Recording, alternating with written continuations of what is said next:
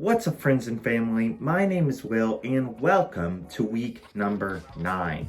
Now hold up, wait a minute, before you cut to the content of this video, I kind of want to address the elephant in the room, which is my leave of absence last week. Now, of course, you did get a video last week, so the actual kind of absence felt like 2 weeks ago. That's a whole explanation in itself. Time just kind of got behind me, and frankly, to be honest, I thought I had already uploaded that video 2 weeks ago, and then turns out I hadn't. So there's all of that explanation out. I literally had it like all edited and ready, and like thumbnail picture made, everything, but then time just got away from me, and I guess I never ended up actually uploading it. But it ended up working out fine because you got a video last week, though of course to me it did end up feeling like a bit of a break, and that is mostly because my job has really started getting into that full swing. Really started taking over the class now, which meant a lot of stresses that I wasn't originally expecting, and frankly I just wanted to come home, or even before work, just kind of rest and chill and kind of take my mind off of these kind of more work productive activities, which these videos can definitely feel that way sometimes. So it gave me a decent break, but now I'm here, I'm back, I'm ready to hit the ground running. And now for your weekly content. So today I'm going to be talking about what I kind of do in my free time here. Now, if you know me well enough, you probably already know a bit of the answer to this of, playing video games, which isn't inherently incorrect. I have been playing video games, but they've become less of a time waste and more of a useful tool to kind of just decompress after a day of work. The work days here can definitely kind of take a bit more of a mental toll rather than a physical one. So it's nice to kind of have that option of coming home after work and just kind of decompressing that way. However, I do still have my mornings, and I have tasked myself with basically taking my mornings and trying not to play a lot of these video games or watch TV, and instead do some more productive things. So on weekends, that normally means going out grocery shopping for the week, or buying furniture, which I have started to do a little bit more of that for this room here, or other such activities of like going out and doing something rather than staying in my apartment all the time. But on weekdays, I do prefer to kind of stay here and spend my morning free time here doing productive things rather than out and about wearing myself out before the day even begins. But with that being said, I have plenty of stuff to talk about of things I have been doing here, and let's get into it. Okay, so the main thing that I really want to be talking about today is actually my Japanese self-study. It was one of the things that I set in place when I first moved here, and thankfully have consistently kind of kept up with it. So I kind of want to run through my 4 main sources of what I use for studying Japanese, as well as one additional source that I would really like to have.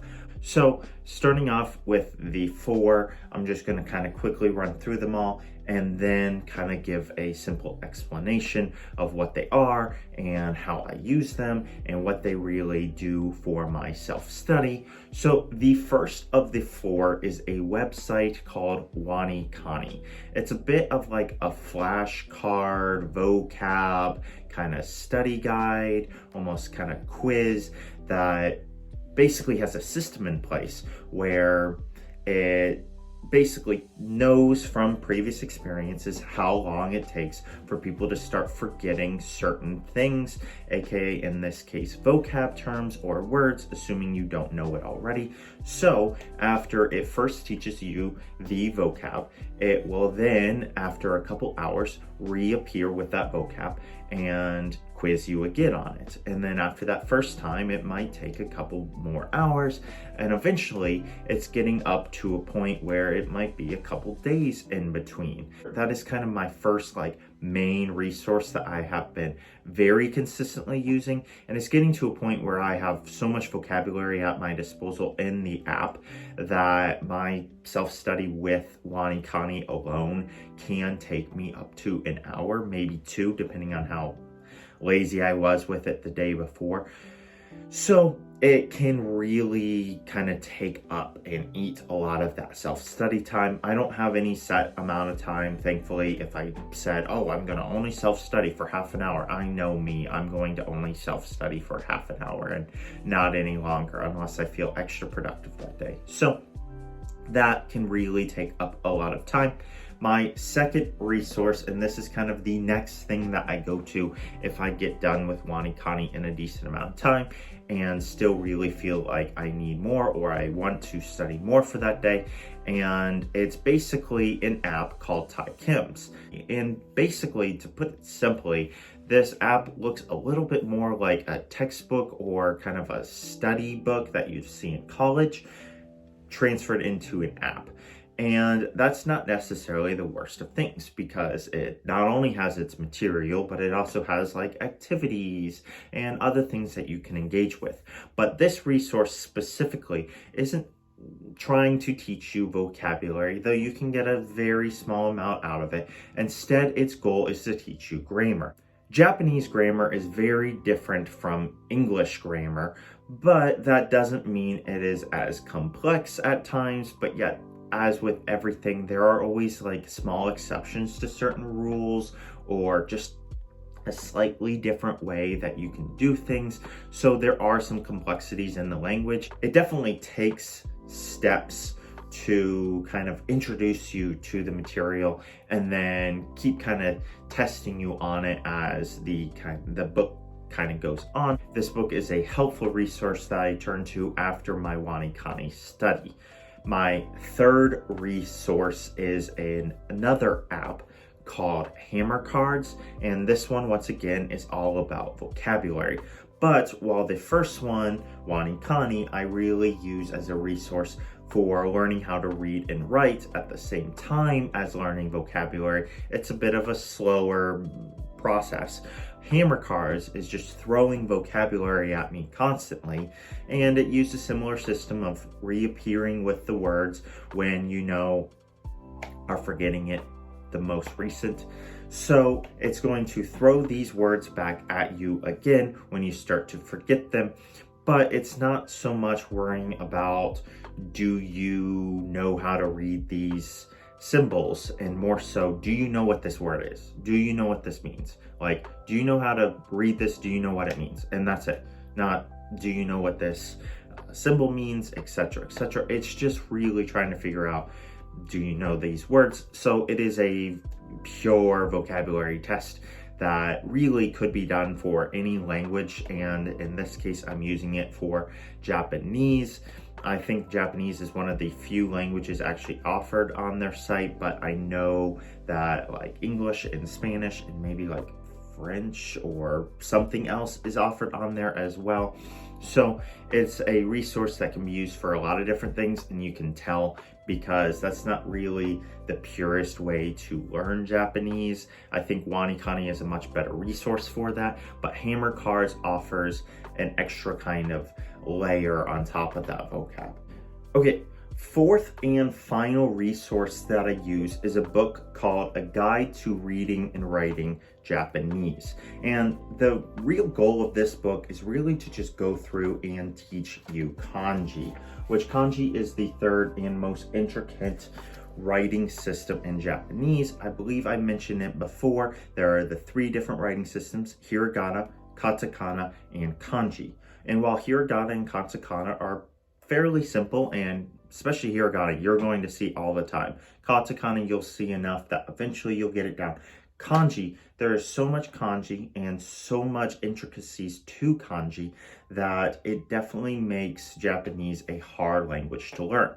And this is the main thing that Wani Kani focuses on, is teaching you the kanji in kind of connection with vocab. While HammerCards, my third resource, is really only focused on teaching you the vocab. It doesn't really worry if you actually know the kanji associated with it. It just worries, do you know what this means when someone says it, or if you are saying it, or if you're reading it somewhere. But this book is not really going to teach you much vocab.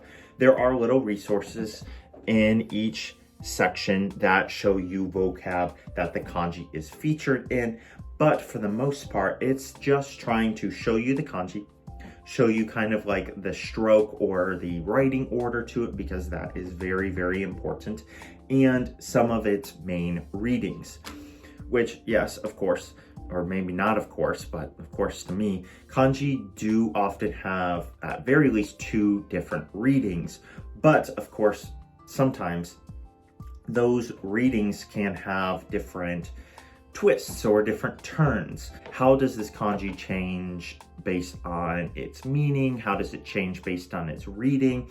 Readings can change all the time. So it's very, very complex. And this book is an excellent resource to help me kind of see all that kind of information.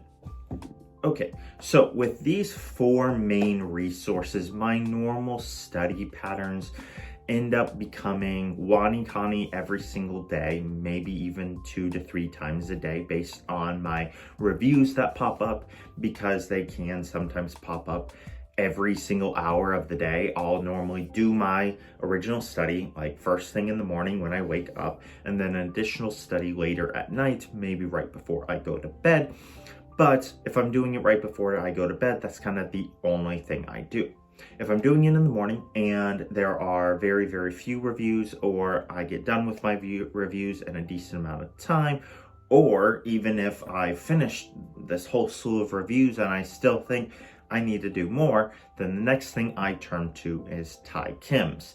Since it is a kind of a textbook kind of feel, sometimes it's very, very quick to go through because it's simple enough content. I go through that, I'll do the activity, and I'm like, yep, I got this down, that's great. And if I do that, then I might turn to something else. But if I get through that, and this is most of the time, normally I feel very brain dead, because at that point I've studied all this vocabulary and now I'm trying to grasp this new concept of grammar, which the reality is I'm going to have to read over that section a couple more times anyways to fully understand it, and I'm still going to have to like use it in my own like daily life and reading or writing it or listening to fully grasp it, which I just don't have a lot of resources for right now. But if I do get through Thai Kim's and I feel like I can still do a little bit more for the day, I will then next turn to HammerCards, which does ask me to be doing it once a day, about for 10 minutes. It's this whole incentive system built into the app itself, earn points, build up these rankings and rewards. It's pretty smart, and frankly, you could use it as your sole-based resource, but I would much prefer and recommend wani-kani first. I know I've heard some people think that HammerCards is better than wani-kani in their own opinion, but that's all based on people's own study habits and personal way of learning. I much prefer wani-kani myself. It is slower. It's not going to introduce me to so much vocab at once, which is both good and bad. So HammerCards adds that additional kind of layer or resource that kind of really can round things out. If I feel like wani-kani is going too slow that day, or if I just really want the extra resource of relearning stuff or quizzing myself on stuff. But if I get through that for HammerCards, I may go a little bit extra there, or, and this is kind of the big thing that I will pull out on like some weekends that I really feel like I want to be diving into more Japanese study, I will pull out my book full of kanji and just kind of write down anywhere between 10 or 20 of these and really kind of just pour into, okay, this is what this kanji looks like. these are the building blocks of the kanji. Okay, I recognize this piece, that piece I normally recognize as, oh, that's roof, or that's winter, or those three drops, I normally think of those as tsunami.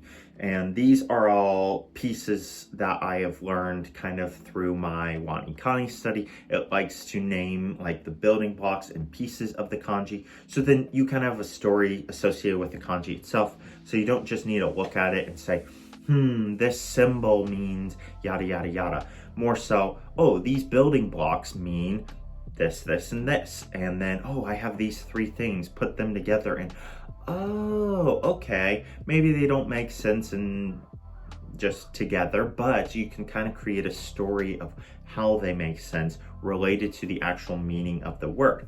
And then from there, you can build upon that original story, kind of add the sounds for the kanji itself in there. I would give a good example, but on the spot, it's a bit hard for me to do that. Just even looking through here, there's a lot of these basic kanji that I have seen both in here, I've seen in my HammerCards, as well as Wanikani. So at this point, I know the kanji, I know some vocab with it, and I know how to read it in basically every way that it can be written. It is definitely a lot of work learning Japanese because of the three different writing systems. It's very important to get that down. That is a very hard resource to really come by, but thankfully most of my resources really accomplish that. However, I'm starting to really realize my kind of shortcomings or my downfalls that are slowly but surely approaching me, because the reality is while I do know some kanji and I know how to read some stuff, my actual ability to use the language is pretty limited.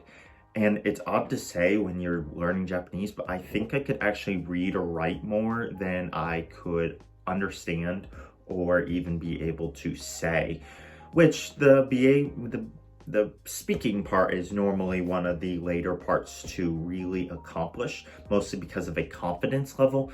But I think my ability with Japanese actually goes way below that, where it's not even just the confidence with it. I don't really have a way to use Japanese in a verbal way.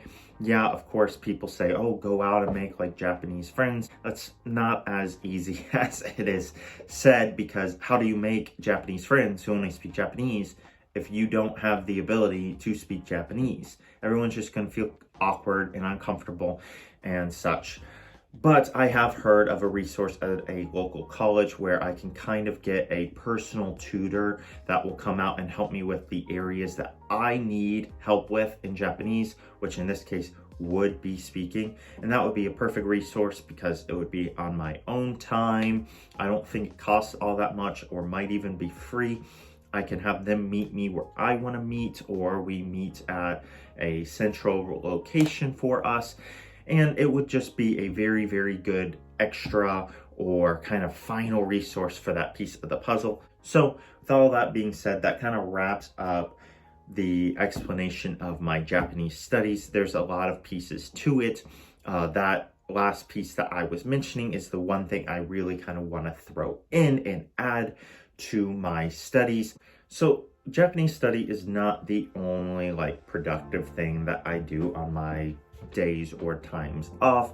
I do a lot of cooking and shopping and just really a lot of kind of more adult things that I've normally done in the past. There's definitely a lot more of those aspects in my life of just kind of making myself doing these adult things like cooking and cleaning and taking care of buying things like groceries and such. I definitely did like to shop back in the States, but it was a lot more not even useless, but objectiveless shopping, where here it's like, oh man, like I don't have that. Like, do I need that? Do I want that? What's it really going to change if I have that? And eventually kind of whittling it down to, okay, I do want that, but is it worth that price? And oh, I found a cheaper one. Perfect, I can buy that. Because it's really started to hit me as I've kind of now hit the 2nd month mark, which I believe is actually yesterday or today, that well, am I here long term? Am I here only for this contract term? If I'm here for the contract term, I don't want to buy too much and then leave thinking, man, that was a waste of thousands of dollars. Like, sure, it was worth the memories and the experience and the growth through it, but was it worth the financial burden? On the other hand, I also don't want to live through whatever short amount of time here and just pure uncomfortability. So I want to find the fine balance between the two. And of course, if I do end up coming to the end of this contract, which is still a ways off, and decide to sign on for another contract term, that's another year on top of this one. And I will probably want to get some of those things because those make my life feel a little bit more like home. Though, of course, at that point, my kind of basics will actually start to feel like and become my new normal. And that will come with time, and it already has come a little bit now. I've started to settle into realizing, like, be happy with what I have. I don't have to make this feel like my home back in America. It can feel like a different home because at the end of the day, I don't have the same options open up to me. I probably have different options and I'm not looking for them. I am instead trying to still make my life feel a little bit more American, which maybe I should turn my attention away from that and accept the things that are going to be a little bit more Japanese and feel comfortable in those. But other than those kind of like adulting things and the Japanese study, and all I'm really doing is kind of chilling out, decompressing after the day. But I'm slowly kind of starting to move more into some of the productive things. Again, I was really into doing those when I first came here, kind of made me feel like it was all actually happening.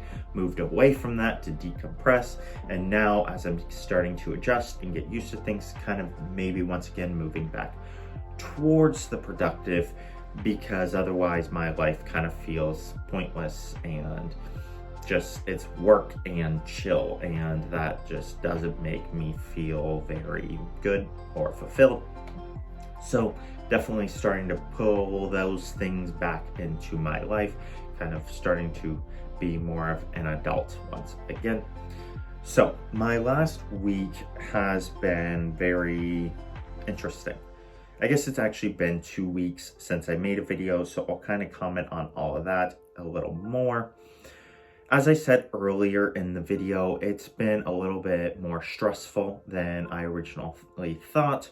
I believe I've experienced this before, but I kind of comprehended it or approached these kind of things in different ways.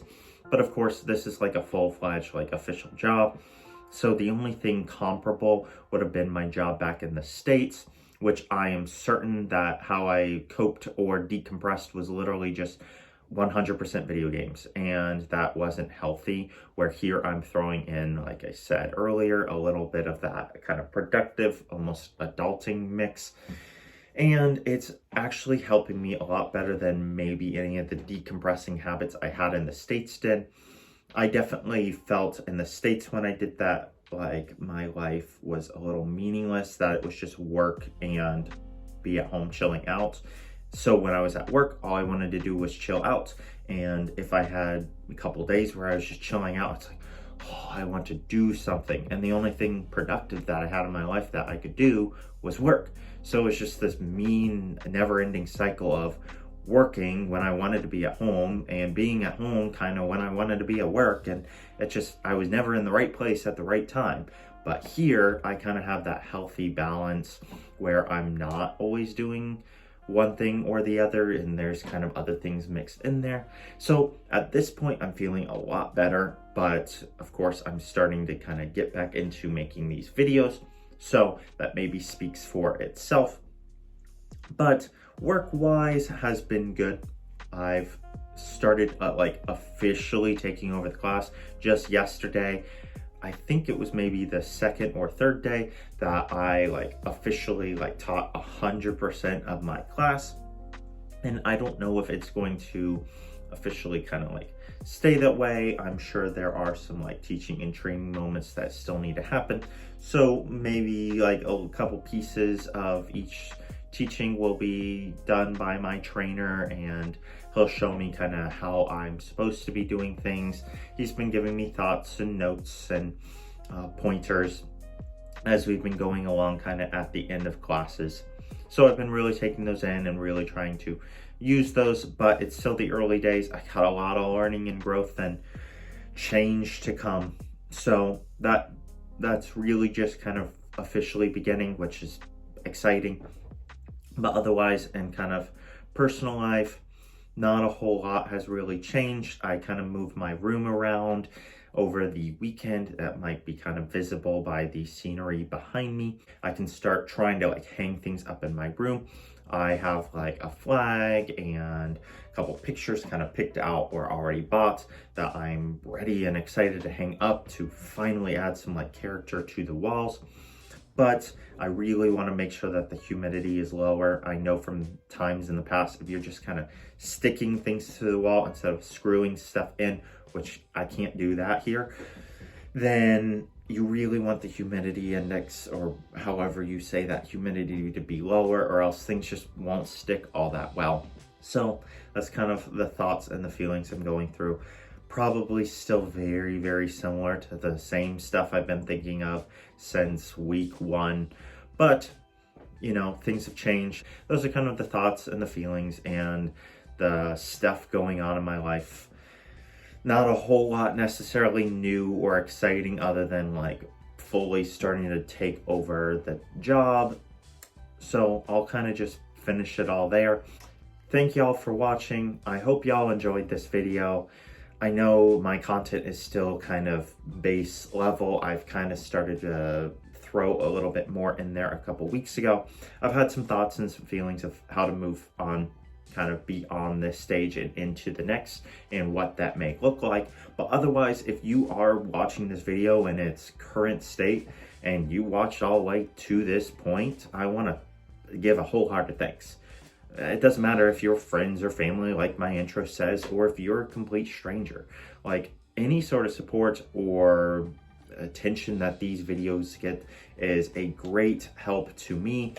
I'm not entirely like hoping or striving to grow this channel. That's not the original intention. Original intention, as I've stated, I think in almost every single video before this, is really to just inform friends and family back home of the inner going-ons in my life. But of course, if something happens out of these videos, that's amazing.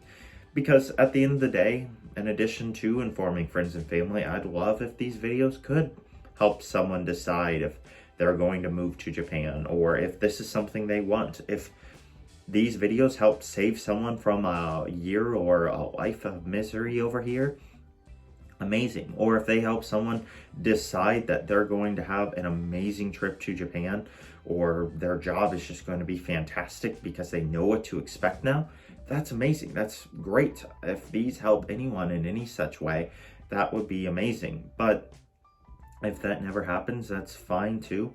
Any sort of attention that these videos get, even if it's just friends and family tuning in, or if it is these life-changing impacts that these videos could or may have, that is fantastic. That is great. Of course, as every creator loves to say on YouTube, like, any sort of interaction with the video is fantastic. Liking, subscribing, comments, anything is great. But of course, I'm not worried if this channel grows beyond however many subscribers I have here. So if you're just watching, I want to give a wholehearted thanks for even that, because having any sort of viewers on these videos is fantastic for a small creator like myself. So thank you all once again. I hope you all enjoyed this video, kind of a look into my life a little bit more, maybe a little less of the direction that people were hoping for, but one way or another, I hope that this video was helpful or was a good kind of further look into my life. And I guess I'll see y'all next week.